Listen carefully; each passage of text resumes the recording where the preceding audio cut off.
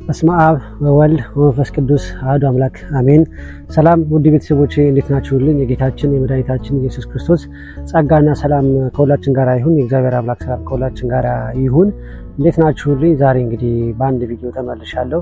ሰሞኑን እንደምታውቁት እንግዲህ በቲክቶክ ላይ እንዲሁም በሶሻል ሚዲያ ላይ ሲዘዋወር ሲመላለስ የነበረ አንድ ቪዲዮ አለ። እሱም ምን አይነት ቪዲዮ ነው? እንግዲህ ለእናታችን ለእመቤታችን ለቅድስት ኪዳነ ምሕረት አንድ የተሰጠ ውድ ስጦታ አለ። የአበባ ስጦታ ማለት ነውና በጣም ከግዙፍነቱ አልፎ በመኪና ተጭኖ እስከሚሄዱ ላይ የደረሰ አበባ ነውና በዚህ ስጦታ ላይ በጣም ብዙ ሰዎች የራሳቸውን ምልከታ አስቀምጠዋል። ለምን እንደዚህ ይሆናል? የተራበ ያለ የተጠማ ያለ ምናምን ያሉ በጣም ብዙ አስተያየታቸው የሰጡ ሰዎች አሉና እስኪኛ ቪዲዮውን ተመልክተን እኛም የራሳችንን ሐሳብ አስተያየታችንን የምናስቀምጥ ይሆናል። እንዲሁም ደግሞ ስንሳል ወይም ደግሞ ለእመቤታችን ስጦታ መስጠት ስንፈልግ በምን አይነት መልኩ እንደሆነ ከእመቤታችን ከራሷ ጸሎት እንግዲህ የምንማር ይሆናል። ወደ ቪዲዮ ልሰዳችሁ።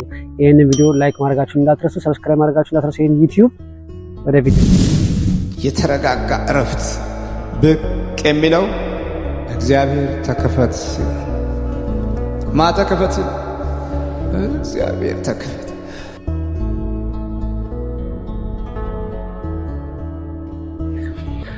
እሺ ውድ ቤተሰቦች እንግዲህ ከጎኔ በምትመለከቱት ቪዲዮ እንግዲህ አንድ እህት ወይም ደግሞ ወንድም በእርግጠኝነት ማን እንደሆነ ስላላወኩኝ ነው እንግዲህ የእመቤታችን ፍቅር ያደረበት ምልጇ ተራዳይነቷ አብዝቶ የተደረገለት ሰው በእውነት ከልቡ አመንጭቶ በደስታም ሊሆን ይችላል በእንባም ሊሆን ይችላል ይሄን የመሰለ ስጦታ ለእናታችን ለቅድስት ኪዳነ ምሕረት ሰጥቷል ማለት ነው። እንግዲህ ይሄ ስጦታ የገባው እንጦጦ ኪዳነ ምሕረት ቤተክርስቲያን ውስጥ ነው ማለት ነውና ሰዎች እንግዲህ በመንገድ ላይ ይሄንን ቀርጸው ቤተክርስቲያን ውስጥም ያሉ ሰዎች ፎቶ አንስተውት እንግዲህ ሶሻል ሚዲያ ላይ አጋርተውት ነበርና አንዳንድ ሰዎች ይሄንን ተመልክተው ለምን ይሄ እንደዚህ ይሆናል?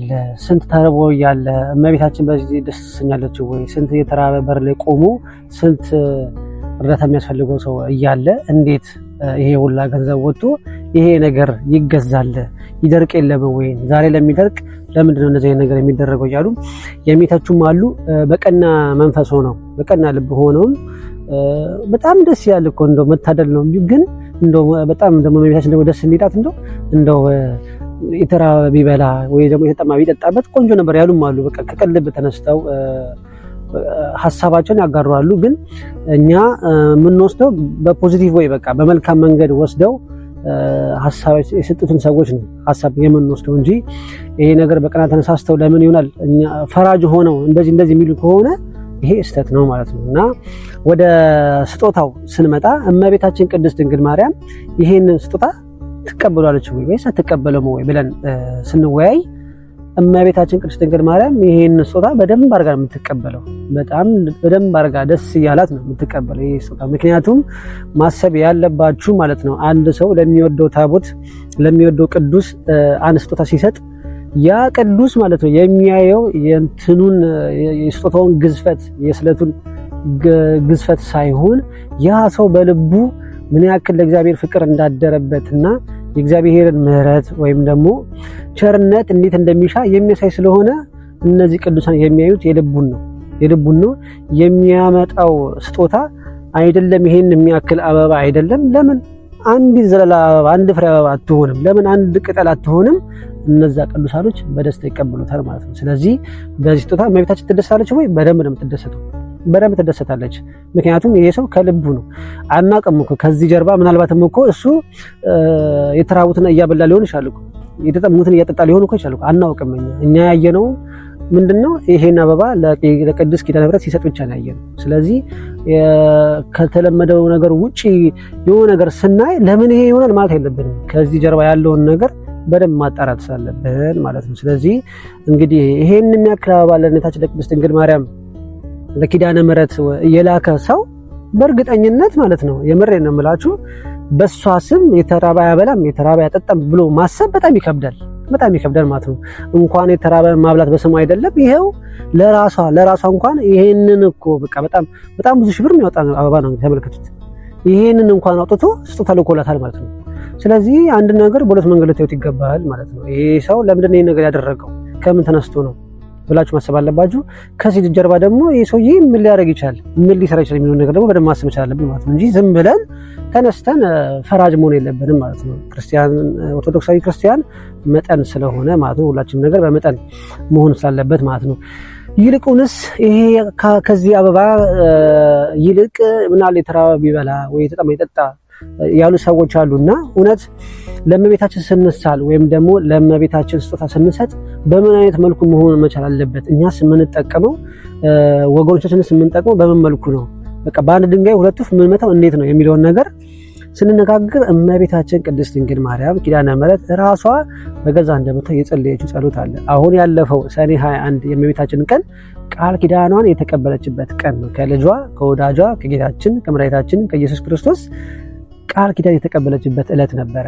እሷም በጣም ብዙ ቃል ኪዳኖች እንዲገቡላት ጠይቀዋለች ማለት ነውና ስለዚህ ይሄ ቃል ኪዳኗ ሰኔ ጎልጎታ ጸሎቷ ላይ ይገኛል ማለት ነውና ይሄንን ጸሎት የሚጸልይ ሰው በእርግጠኝነት ለእመቤታችን መስጠት ያለበት ስጦታ ለእመቤታችን መሳል ከፈለገ የሚሰራው ነገር ሁሉ በደንብ ያውቃል ማለት ነው። ምክንያቱም እመቤታችን ቅድስት ድንግል ማርያም የጠየቀችው ቃል ኪዳን ስላለ ያ ቃል ኪዳን ደግሞ አሁን ስለሚሰራ ወረዲ ጌታችን መድኃኒታችን ስለገባላት ስለዚህ ያንን ቃል ኪዳን ሁላችሁ ተጠቃሚ ለመሆን የምንሳለው ስለትም ለሷ የምንሰጠው ስለትም በእነዚህ አይነት መንገድ ሊሆን ይችላል ማለት ነው። ሰኔ ጎልጎታን የሚጸልይ ሰው በእርግጠኝነት ይሄን ነገር ያውቃል ብዬ አስባለሁ።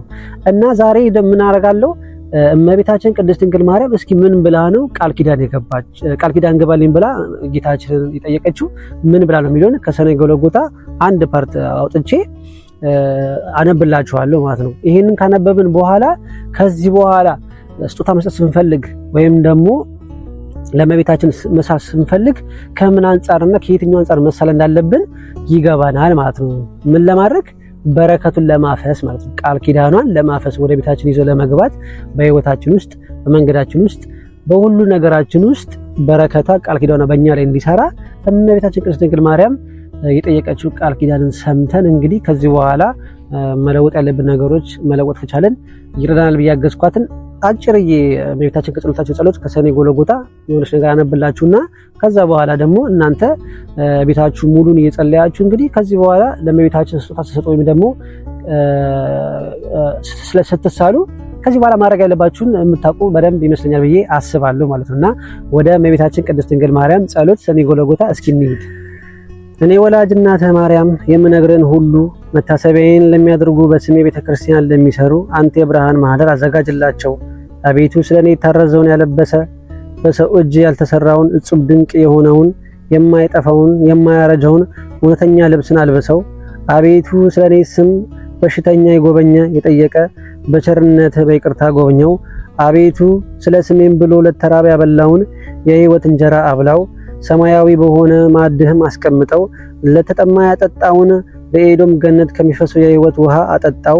አቤቱ ስለኔ ስም ያዘነውን ላረጋጋ ነፍሱ ከስጋው በምትለይበት ጊዜ አጽናው። ያዘነውንና የተከዘውንም ላስደስተ ላጽናና ስለ ስሜ ብለህ አስደስተው። እድል ፈንታውንም በዚህ ዓለም ሳሉ አንተን በምግባር በሃይማኖት ደስ ካሰኙ ቅዱሳን ጋር አድርገው።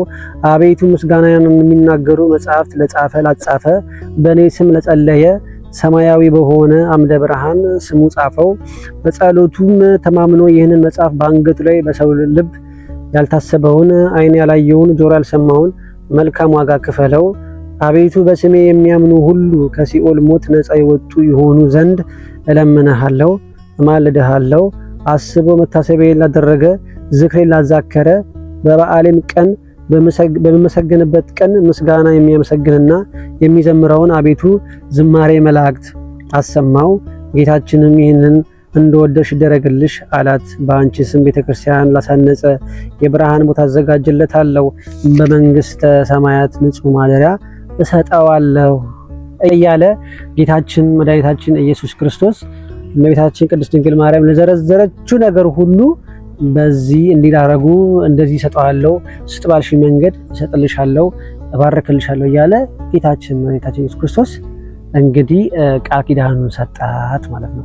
ስለዚህ ውድ ክርስቲያኖች አሁን ወንድማችን የሰጠውን ስጦታ እመቤታችን ትቀበላለች ወይ? በመጀመሪያ እንደተነጋገርነው በእውነት ነው ትቀበለዋለች። ግን ከዚህ በኋላ እናንተ ስለት መሳል ስትፈልጉ ወይም ደግሞ ለእመቤታችን ስጦታ መስጠት ስትፈልጉ እመቤታችን አስቀምጣላችኋለች። እሷ ምን እንደምትፈልግ ማለት በቃ ምን ሲደረግ ደስ ይላት እንደሚችል እንግዲህ ከሰኔ ጎልጎታ ጸሎታ ትረዳላችሁ ማለት ነው። ስለዚህ ምንም አይነት ነገር አይቸግራችሁም ማለት ነው።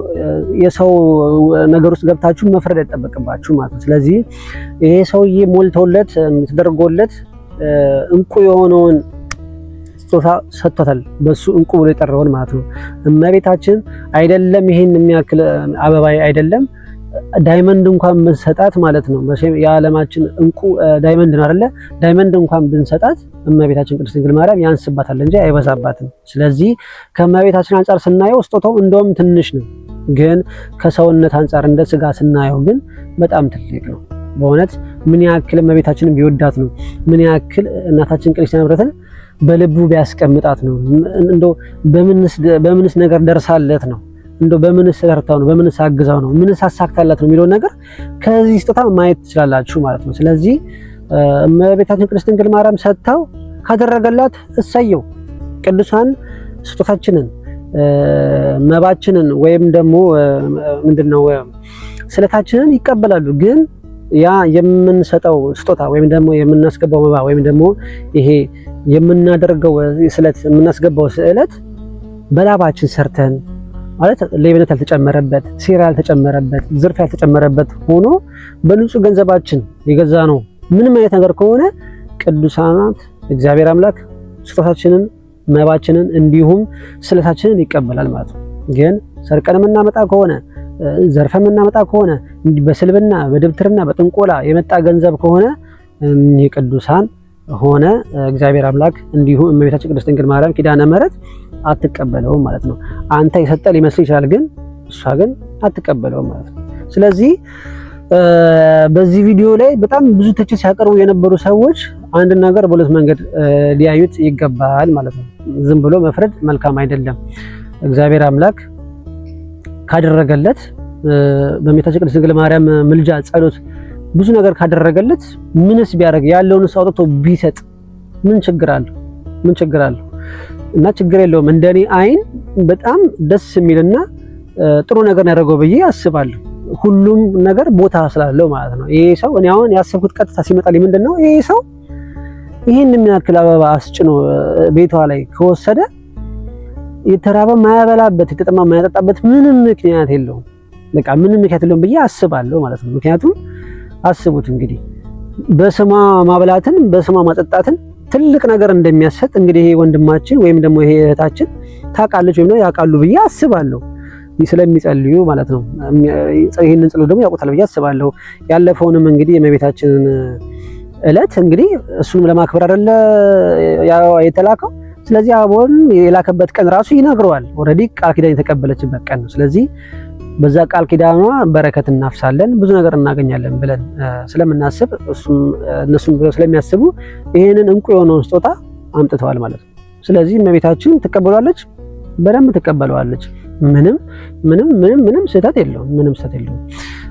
ሰው ቢበላ ሰው ቢጠጣ ወይም ደግሞ ሰው ቢረዳ ለሚሉ ሰዎች አሉ። እነሱም ልክ ናቸው። ግን ሁሉም ነገር ደግሞ ቦታ አለው ማለት ነው። ይሄ ሰው ያድርግ አያድርግ የምናውቀው ታሪክ ስለሌለ ባላየነው ነገር መፍረድ ስለማንችል ግን ያየነውን ነገር አድንቀን እኛም እመቤታችን ኪዳነ ምሕረት እንደው የልባችንን መሻት ሰምታ ቋጥሯችንን ፈታለን። ልክ እንደ ወንድማችን እንዲህ ትልቅ አበባ ባይሆንም አንዲት ዘለላ አበባ እንኳን ለማድረስ ያብቃን ነው የሚባለው። በረከት ይድረስብን። ለአንተ የደረሰች ቅድስት ኪዳነ ምሕረት ለእኛም ትድረስ ነው የሚባለው እንጂ እንትን አይባልም ማለት ነው። ለምን እንደዚህ ሆነ እንዴት እንደዚህ ምናምን አይባልም ማለት ነው። በቃ ክርስቲያን ከሆነን በሚደረገው ነገር ሁሉ እንደሰት ይገባል ማለት ነው። ያለበለዛ እኛም ከበረከቱ ተካፋይ ሳይሆን ጭራሽ ኩነኔ ውስጥ ነው የምንገባው ማለት ነው። እና እናታችንንም ኪዳነ ምሕረት በዚህ መልኩ ማስከፋት የለብንም ማለት ነው። ምክንያቱም የእመቤታችን ፍቅር ያደረበት ጣዕሟን የቀመሰ ነው የሚያውቀውና ይሄ ሰው ደግሞ ወይ ደግሞ እነዚህ ሰዎች የና ባይላኩ ሰዎች እንግዲህ መልጇን፣ ተራዳይነቷን፣ ጣዕሟን፣ ፍቅሯን በደንብ የቀመሱና እንግዲህ በቤታቸው በእነሱ ላይ እንግዲህ በረከቷና ቃል ኪዳኗ እንግዲህ የተተፈረፈ ናቸው ብዬ ነው የማስበው ማለት ነው፣ ካየሁት ነገር አንፃር ማለት ነው። ስለዚህ እናንተ ሐሳብ አስተያየታችሁን ከስራ አስቀምጡልኝ፣ አነበዋለሁ። እስኪ እናንተ ምን ተሰማችሁ? ይሄንን ቪዲዮ መጀመሪያ ገና ስታዩት እኔ ሳልነግራችሁ ወይም ደግሞ ሳላብራራ በፊት ምንድን ነበር የተሰማችሁ? ምንድን ነበር ስታስቡ የነበሩት? ይሄ ነገር ልክ ነው ወይስ ልክ አይደለም ብላችሁ ነው ስታስቡ የነበሩት? አሁንስ ከተነጋገርን በኋላ ጸሎትንም ከጸለይን በኋላ እንዴት ነው የምታስቡት? ሐሳባችሁስ እንዴት ሆነ? ተቀየረ ወይ? እና አመለካከታችሁን ከስር ጻፉልኝ፣ የማነበው ይሆናል ማለት ነው። እንደው እናታችን እመቤታችን ቅድስት ኪዳነ ምሕረት የሁላችንም ቋጠሮ ትፍታልን፣ ጸሎታችንን ትስማን። በእውነት በዘርፋፋ ቀሚሷ ሽፍን ክል አድርጋ ከመከራ ስጋ ከመከራ ነፍስ ተጠብቀን በእውነት ነው እምላችሁና ሳየው ደስ ብሎኛል። እና እንግዲህ ለዛሬ ብዬ አዘጋጀሁላችሁ ትንሽም ብትሆን የወንድማዊ የታናሽ ወንድማዊ እንደ ምክርም እንደ ትምህርትም እንደ መመካከርም ስለሆነ እንደው በንጹህ ልብ እንድትቀበሉኝ ከዚሁ አሳስባለሁ። እንግዲህ ውድ ቤተሰቦች የዛሬ ቪዲዮ ይህን ይመስል ነበረ። በሌላ ቪዲዮ እስከምንገናኝ ድረስ የእግዚአብሔር አምላክ ሰላም ከሁላችን ጋር ይሁን። የተረጋጋ እረፍት ብቅ የሚለው እግዚአብሔር ተከፈት፣ ተከፈት፣ እግዚአብሔር ተከፈት።